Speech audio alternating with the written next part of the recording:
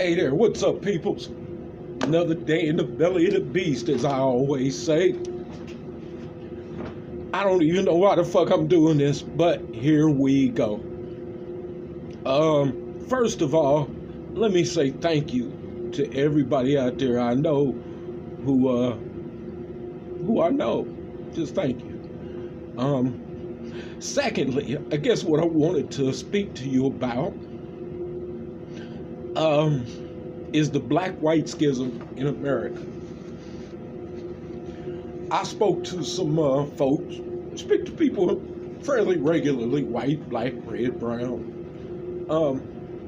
But this is more or less about what white people say to black people.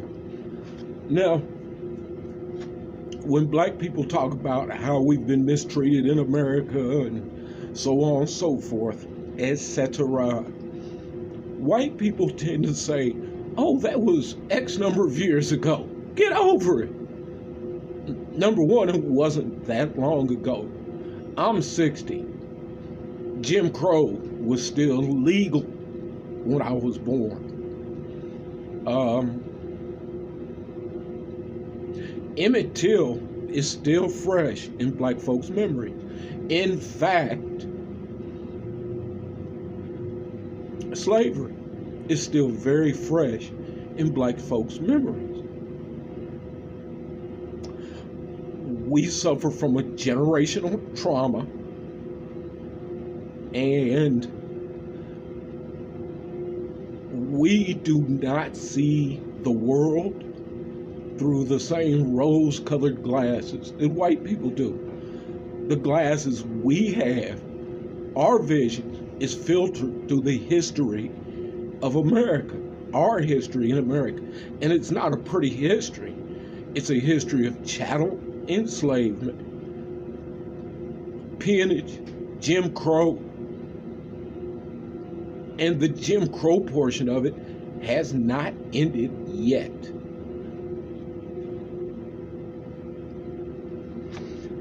I do understand that there are some truly decent, loving, compassionate, empathetic white people in this country who are deeply remorseful and ashamed of this country's history.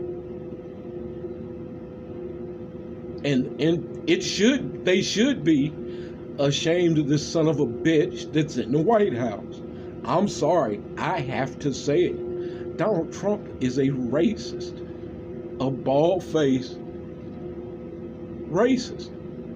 Mike Pence is a racist. John, you got a copy?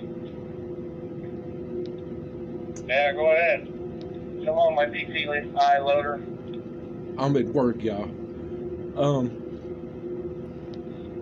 Say again?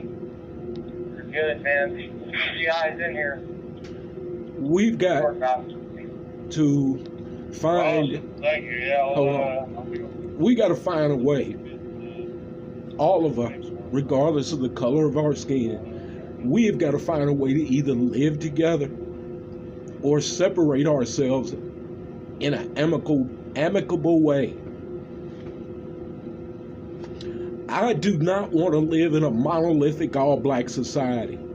Wouldn't be any fun to me. I like being around other kinds of people.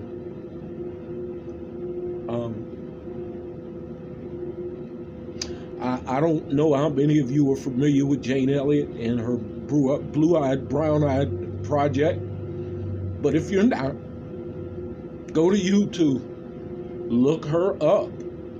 It is deep, it is insightful, it is educational. But again, brothers, sisters, nieces, nephews, aunts, uncles, and cousins, we can either live together or we can destroy ourselves together. But them are the only two choices. I personally would rather live together in peace. As the Ferengi say, peace is good for business.